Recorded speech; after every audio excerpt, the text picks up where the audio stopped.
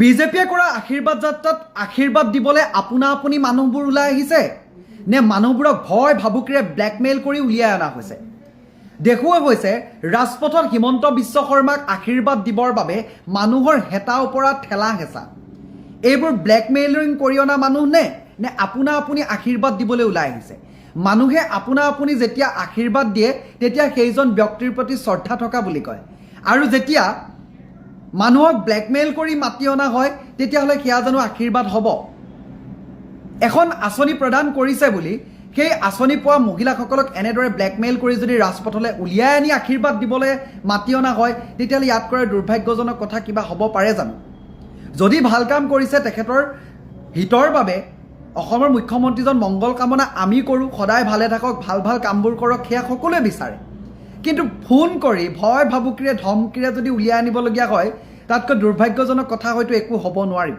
এটা কল ৰেকৰ্ডিং বৰ্তমান সময়ত ভাইৰেল হৈছে আৰু কৈছে নমস্কাৰ বাইদেউসকল আপোনালোকে যে 10,000 টকাটো পাইছিলে যিসকলে 10,000 টকাটো পাইছে প্ৰত্যেকেই খুব ধুনীয়াকৈ নিজৰ নিজৰ কলা সংস্কৃতি দেখুৱাব পৰা নিজৰ প্ৰতিভাসমূহ দেখুৱাব পৰাকৈ আমাৰ পঞ্চায়তৰ সন্মুখলৈ দুটা পাৰে দুলাইন হৈ ৰখি থাকিব লাগিব যিসকলে সেই দুটা পাৰে দুলাইন হৈ ৰখি নাথাকিব বা এই কাৰ্যসূচীটোলৈ নাহিব তেতিয়াহ'লে আপোনালোকে কিন্তু এই নেক্সট দিনটো পইচা পাব অৰুণোদয় পইচা পাবলগীয়া আছে সেয়া কৰ্তন কৰিব সেইবোৰ লিষ্ট কিন্তু আমাৰ হাতত থাকিব তেনেকুৱা ভয় ভিত্তি খুৱাই এনেদৰে মাতি অনা হৈছে নেকি মানে আশীৰ্বাদ দিবৰ কাৰণে মুখ্যমন্ত্ৰীজনক আৰু এটা লক্ষণীয় বিষয় মুখ্যমন্ত্ৰীজনক আশীৰ্বাদৰ সময়ত যি পুষ্পবৃষ্টি কৰে সেই ফুলবোৰ ইমান গাঁও অঞ্চলত তেনেকুৱা ফুলবোৰ ক'ৰ পৰা আহে ইমান ৰং বিৰঙী ফুলবোৰ ক'ৰ পৰা আহে আগদিনাখনে পঠাই দিয়ে নেকি এই যিসকলে এনেকুৱা ফোন কৰি মানুহক নিমন্ত্ৰণ জনাই আমন্ত্ৰণ জনাই কথাবোৰ ক'বৰ কাৰণে সেইসকলৰ হতুৱাই কাৰোবাৰ হাতত দি পঠাই দিয়ে নিজে দুফালে ৰখি থাকিব আপোনালোকে ফুল ছটিয়াব ফুল চন্দন পৰক পেলাব মুখ্যমন্ত্ৰীজন এইটো দেখুৱাওক ক্ৰাউডটো দেখুৱাওক হয় ৰাজনৈতিক প্ৰেক্ষাপটত মানুহৰ ক্ৰেজটো দেখুৱাবৰ কাৰণে কিছুমান ব্যৱস্থা অৱলম্বন কৰা হয় কিন্তু আঁচনিৰ ভয় ভিত্তি দেখুৱাই আপোনালোকে তেনেদৰে মানুহক মাতি নানিব আপোনাৰ আমুক কাটি দিম আপোনাৰ অৰুণোদয় কাটি দিম যদি আপোনালোক বোলে ইয়াৰ বাবে উপযুক্তও হয় তাৰ পাছতো আপোনালোকৰ বোলে অৰুণোদয় কাটি দিম বা কিবা কিবি আঁচনি কাটি দিম আপোনাৰ বাপেকৰ ঘৰৰ নহয় প্ৰথম কথা চৰকাৰখনৰ নিজৰ পৈতৃক সম্পত্তি নহয় বাপেকে চেক বিতৰণ কৰি থকা নাই ৰাইজৰ কৰকাতলৰে এখন আঁচনি সংঘবদ্ধভাৱে সকলোৰে মাজত বিতৰণ কৰিছে প্ৰত্যেকজনে পোৱাটো অত্যন্ত প্ৰয়োজন আৰু গুৰুত্বপূৰ্ণ কথা এইদৰে ভয় ভিত্তিৰে আপোনালোকে কামবোৰ নকৰিব ইতিমধ্যে সামাজিক মাধ্যমত ভাইৰেল হৈছে সেই ভিডিঅ'টো যদি আন্তৰিকতা আছে যদি শ্ৰদ্ধা আছে যদি সেইজন ব্যক্তি সঁচাকৈ উন্নয়নৰ পক্ষত আছে যদি ৰাইজৰ জাতীয় স্বাৰ্থত কাম কৰিছে সকলোৰে বাবে মাত মাতিছে সকলো দিশত যদি সমানে গুৰুত্ব সহকাৰে তেখেতলোকে কথা কৈছে সেইজন ব্যক্তিক আমি আপোনা আপুনি শ্ৰদ্ধা কৰিম আপোনা আপুনি তেখেতক আমি মৰম জনাম আমি কিন্তু মুখ্যমন্ত্ৰীজনৰ প্ৰতি আমাৰ মৰম নাই শ্ৰদ্ধা নাই সন্মান নাই আমাৰ তেনেকুৱা কোনো কথা নহয় কিন্তু আঁচনি কাটি দিম বুলি ভয় ভাবুকিৰে মাতি অনা কথাটোৱে অতি দুখজনক আৰু লজ্জাজনক বিষয় মহিলাসকলক নিজস্বতা আছে মহিলাসকলক এইদৰে অপমান নকৰিব কেইটামান অনুদান দিলোঁ বুলিয়ে এনেধৰণৰ কামবোৰ আপোনালোকে কৰিবলৈ চেষ্টা নকৰিব বৃথা চেষ্টা নকৰিব পৰাপক্ষত আপোনালোকে যদি পাৰে উন্নয়নৰ জয়গান গাওক যিসকল উপযুক্ত হয় যিসকল আমাৰ সন্মানীয় ব্যক্তি হয় তেখেতলোকক আপোনা আপুনি সন্মান কৰা হ'বই এইদৰে মানুহ মাতি আনিব নালাগে অসমৰ ৰাইজে এটা কথাই কেতিয়াও নাপাহৰে সেইটো হ'ল জুবিন দাৰ ন্যায় যিমান যি হওক অসমৰ ৰাইজে জুবিন দাৰ ন্যায় কেতিয়াও নাপাহৰে অসম চৰকাৰে অসমৰ ৰাইজে জুবিন দাৰ ন্যায় সদায় বিচাৰি থাকিব সদায় বিচাৰি আছে বিচাৰি থাকিব আমাক জুবিন দাৰ ন্যায় লাগিবই জয় জুবিন দা জয় জুবিন দা ভালে ৱৰ্ল্ড কাপ চেম্পিয়ন হৈছোঁ 3বাৰ হৈছোঁ ঘৰ মেয়াকে হিষ্ট্ৰী ৰিপিট হ'ব হিষ্ট্ৰী ডিফিট কৰিছোঁ কিন্তু আমাৰ জুবিন দাও ন্যায় লাগিব জুবিন দা ন্যায় লাগিব জুবিন দা লাগিব জুবিন দা আমাক একমাত্ৰ এটাই বস্তু লাগে সেইটো হ'ল জুবিন দাৰ ন্যায় নহ'লে আমি চৰকাৰ আমি সলাই দিব পাৰোঁ ঠিক আছে আমি নতুন প্ৰজন্ম জয় জুবিন দা জয় জুবিন দা জুবিন দা জয় জুবিন দা জয় জুবিন দা জয় জুবিন দা মাতা বন্দে মাতা কি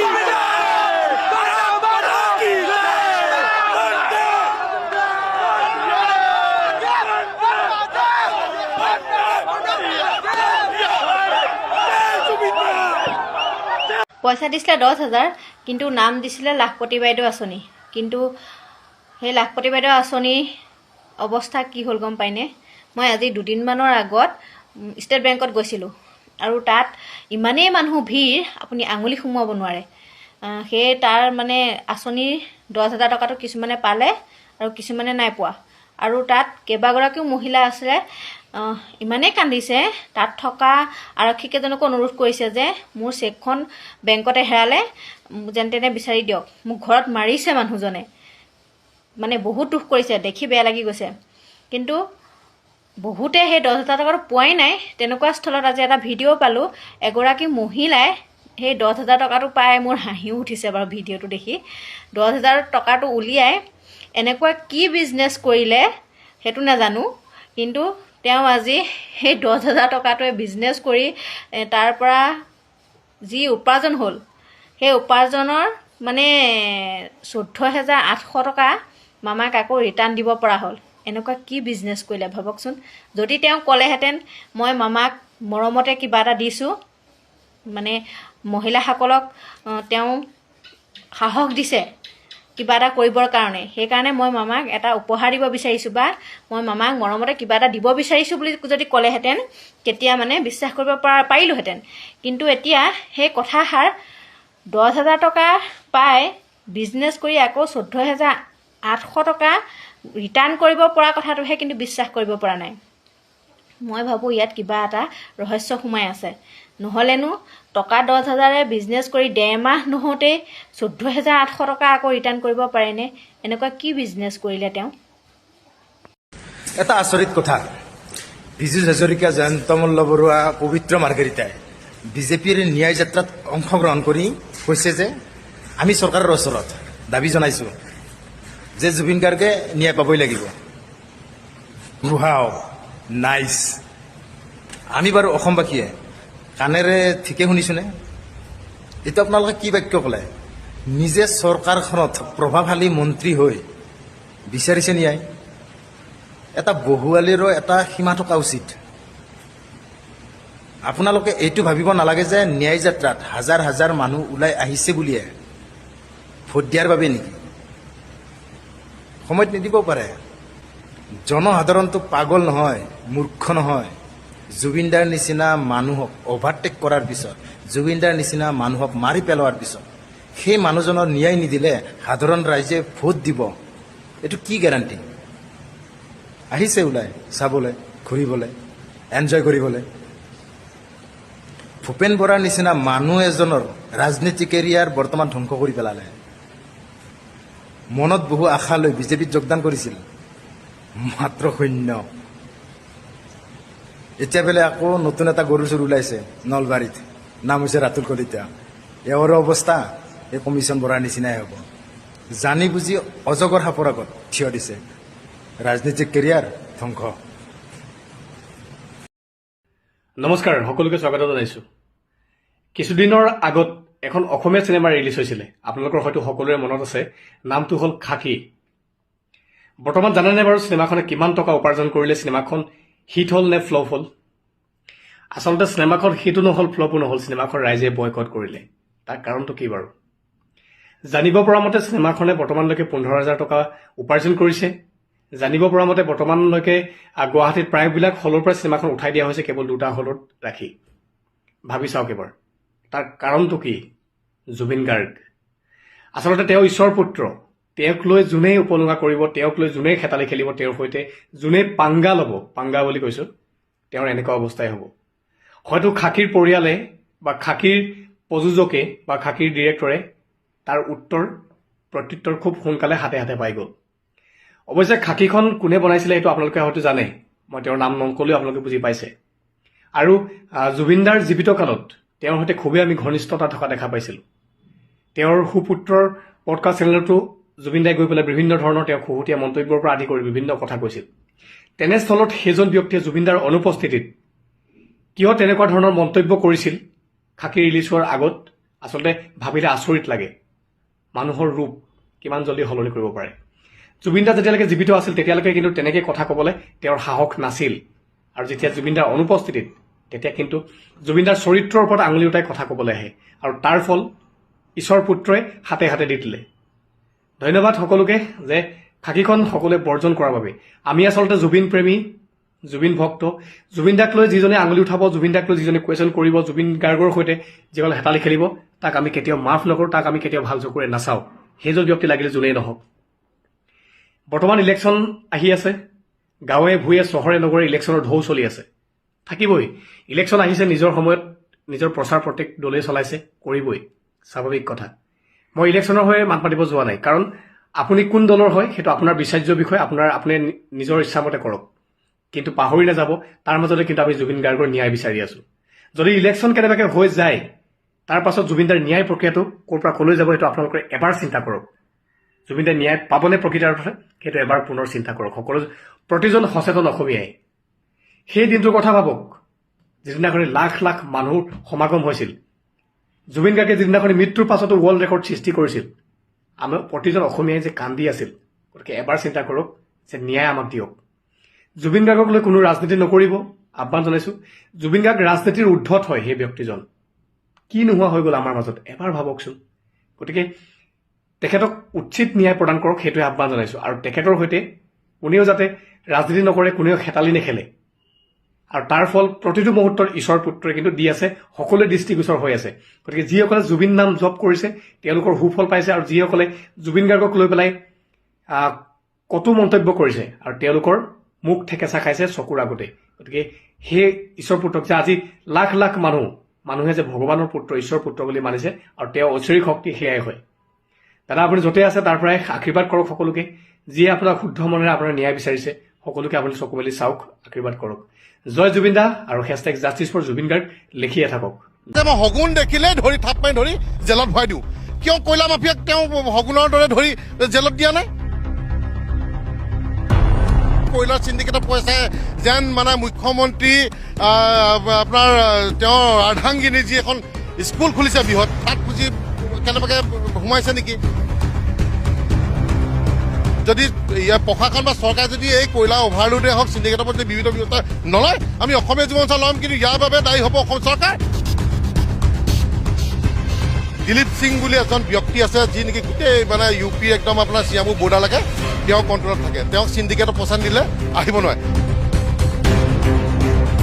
সংগঠনসমূহে আচলতে কিবা যদি ভাগ নাপায় বা পইচা কমিশ্যন নাপায়, তেতিয়াহে আচলতে তেওঁলোকে মাত দিয়ে বা প্ৰতিবাদ কৰে। আচলতে এই কথাটো আপোনালোকৰ ফালৰ পৰা কেনেকৈ কি ক'ব তেওঁলোকে?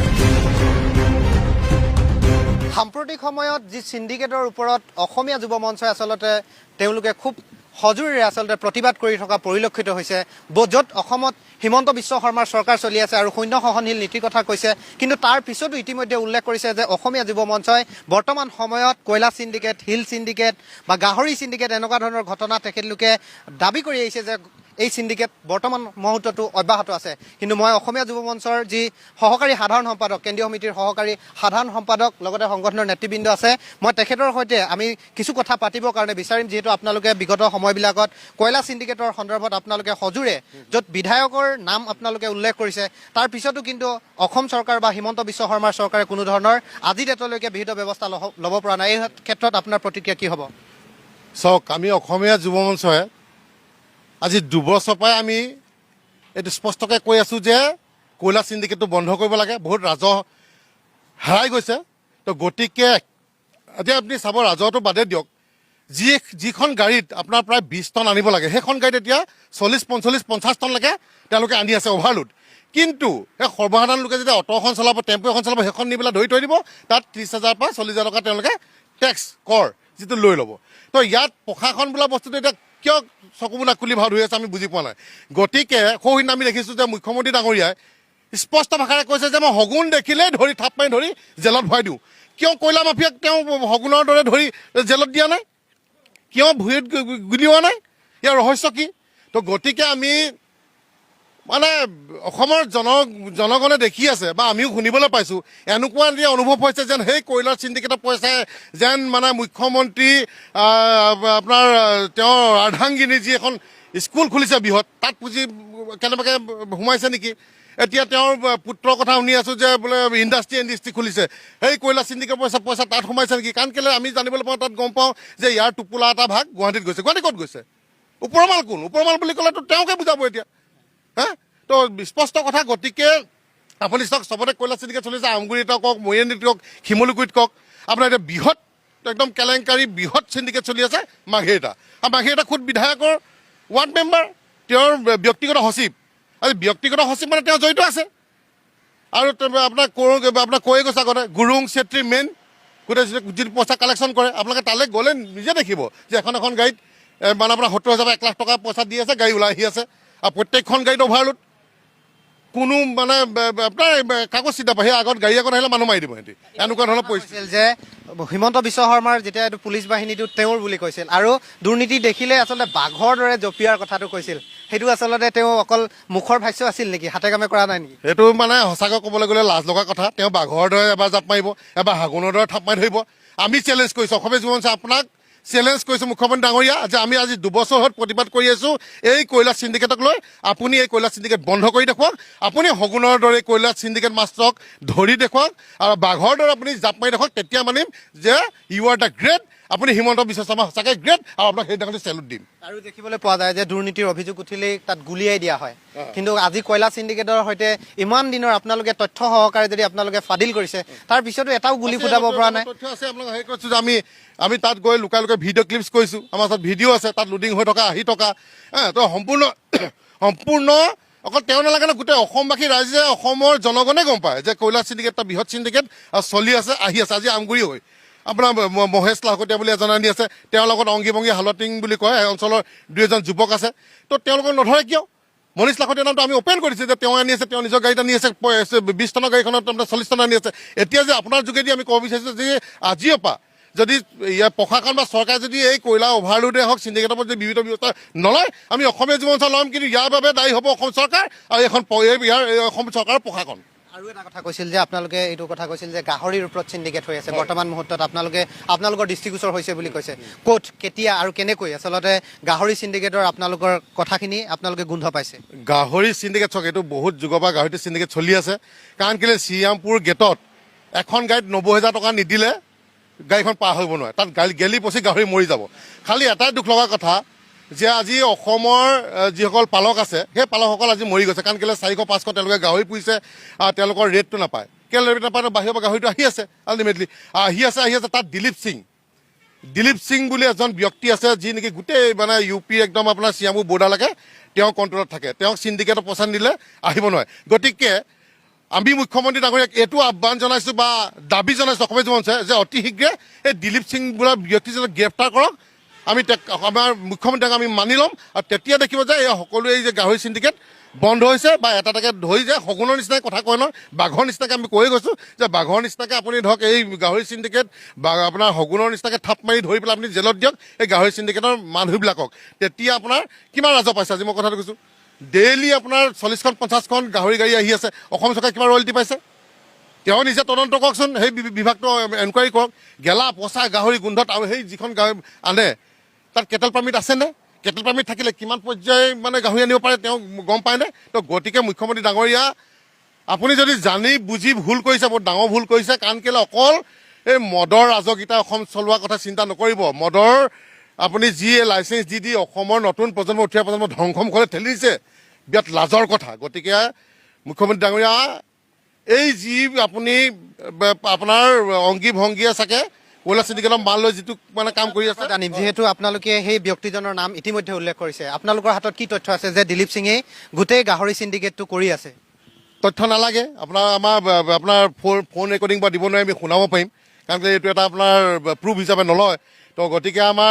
আপোনাৰ যিসকলে গাহৰি বিজনেছটো কৰি আছে এতিয়া ডিমাপুৰলৈ দুজন বিৰাট বৃহৎ মাফিয়া আছে বা আমাৰ আমগুৰিৰ ফালেও আছে তেওঁ এনকুৱাৰী দি দিয়ক তেওঁ বিভাগক কৰ্তৃপক্ষক তেওঁ এনকুৱাৰী দি দিলে জলজল পটপট হৈ ওলাই পৰিব তাৰ 2জন মানুহ থাপ মাৰি ধৰিলে বোলে কোনে চিণ্ডিকেট লৈ আছে ক'ৰ পৰা লৈছে কিমান পইচা বোলে শ্ৰীৰামপুৰ বেগত কিমান লৈছে জলজল পটপট ওলাই আছে যেতিয়া আমি সৰ্বসাধাৰণ মানুহ আমি যদিও সংগঠন কৰিছোঁ আমি সৰ্বসাধাৰণ মানুহ আমি যেতিয়া গম পাওঁ সকলো কথা গম পাওঁ সকলো তথ্য আমাৰ ওচৰত আছে তো তেওঁ মুখ্যমন্ত্ৰী ভাই হা তো গোটেই ভাৰতবৰ্ষৰ মানুহে তেওঁ চিনি পায় যে এনেকুৱা এটা বাইট দি দিব যে শ্বাহৰুখ খানক মই চিনি নাপাওঁ বুলি কোৱাৰ লগে লগে গোটেই ভাৰতত জুই লাগে সেইখন চিনেমা আজি হাইলাইট তেওঁ হাইলাইট দিবলৈকে কৰিলে সেইটো তো কাৰণটো কি তেতিয়াহ'লে এইবিলাক বস্তু তেওঁ দেখি নাপায় আজি কয়লা চিণ্ডিকেট 52 বাৰ আমি মাত মাতি আহিছোঁ তেওঁ কি দেখা নাই গম নাপায় আজি কিন্তু মই আপোনাৰ সুধিম যিহেতু আপুনি শিলৰ চিণ্ডিকেটটোৰ কথা কৈছিল শিলৰ চিণ্ডিকেট বৰ্তমান কেনেধৰণে হৈ আছে এতিয়া চাওক এতিয়া ক'বলৈ গ'লে এতিয়া মানে সহনশীলতাৰ কথা কয় মুখ্যমন্ত্ৰী ডাঙৰীয়াই তো তেতিয়া মই এতিয়ালৈকে দুটা কথা কৈ গ'লো। এইটো 3 নম্বৰ আপুনি সুধি আছে কাৰণে আপোনাৰ প্ৰশ্নটো মই উত্তৰ দিবলৈ বাধ্য হৈছোঁ। আপুনি গুচি যাওক লক্ষ্মীজান বিহুবৰ, আপোনালোকৰ নিউজ চেনেল বাজি আছে, বৃহৎ কেলেংকাৰী, গোটেই খান্দি মানে পাহাৰ খান্দি শেষ কৰি দিছে, বাগিচা শেষ হৈ গৈছে। সেই অঞ্চল আপুনি দেখিব যে অলপ দিনৰ পিছত সেই মানে আপুনি এখন বৰশিলে নে বিহুবৰে লক্ষ্মীজান আপুনি ধৰিব নোৱাৰে। গোটেই শ ডাম্পাৰ ফকলেণ্ড তাত জড়িত আছে। আমাৰ এতিয়া কি ক'ম, এতিয়া শিৱসাগৰ জিলাত DC চাহাব তাত জড়িত থাকিব লাগিব। DFO ছাছপেণ্ডে কৰিব লাগে হিচাপত।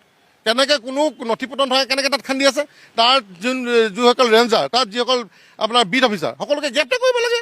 চিলনীয়াতে এইটোৱে ওলাই আছে, বাঘৰে জাপ মাৰি পৰিলে অকল ধৰিব লাগে, কিয় নধৰে? কিন্তু আপোনালোকৰ প্ৰতি এটা মোৰ প্ৰশ্ন, এটা ৰাইজৰ প্ৰশ্ন থাকে যে সংগঠনসমূহে আচলতে কিবা যদি ভাগ নাপায় বা পইচা কমিশ্যন নাপায় তেতিয়াহে আচলতে তেওঁলোকে মাত দিয়ে বা প্ৰতিবাদ কৰে। আচলতে এই কথাটো আপোনালোকৰ ফালৰ পৰা কেনেকৈ কি ক'ব তেওঁলোকক? সেইটো চূড়ান্ত সত্য। মই এইটো নকওঁ যে সকলো সংগঠন হয়তো মেনেজ নাই বুলিও নকওঁ বা তেনেকুৱা ধৰণৰ কথা। কিন্তু আজি যদি আমি মেনেজ থাকিলেহেঁতেন বা আমি যদি কিবা পালোঁ বুলি আপোনালোকে গম পালেহেঁতেন, আজি 2 বছৰ ধৰি আমি কয়লা ক্ষেত্ৰত মাত মাতি নাথাকোঁ, তেনেকুৱা অফাৰ আমালৈও আহে। কিন্তু এই অসমৰ জনগণৰ কথা চিন্তা কৰি যদি আমি চব যদি বিক্ৰেতাই হৈ যাওঁ, তো অসমখন কোনে চাব? কাইলৈ কোনে মাত মাতিব? আজি কোনে মাত মাতি আছে কওক? অসমীয়া জনসাধাৰণে মাত মাতি আছে ধাৰাষাৰ।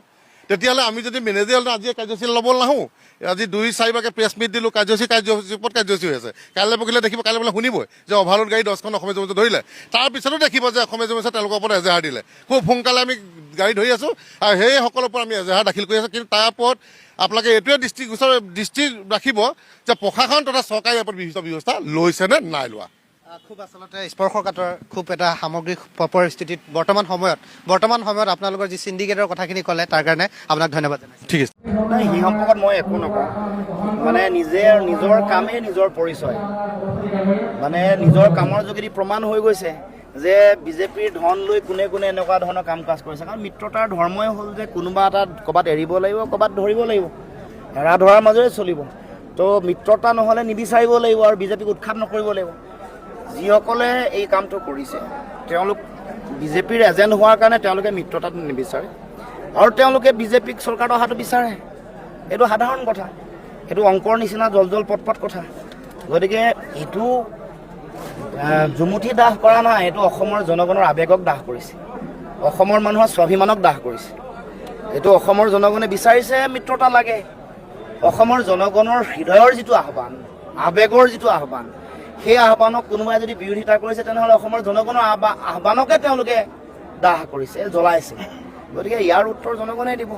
কাৰণ চাওক, এনেকুৱা ধৰণৰ কথা বতৰা আগতেও আমি দেখিছোঁ যে মানুহৰ সকলোৰে টিকেট বিচৰাৰ অধিকাৰ থাকিবই, সেইটো ডাঙৰ কথা নহয়। কিন্তু বিষয়টো হৈ গ'ল যে মিত্ৰতা যেতিয়া হ'ব, এলায়েন্সৰ যিটো ধৰ্ম, কোনোবা এটা ক'ৰবাত চিট এটা এৰিব লাগিব, ক'ৰবাত এটা পাব।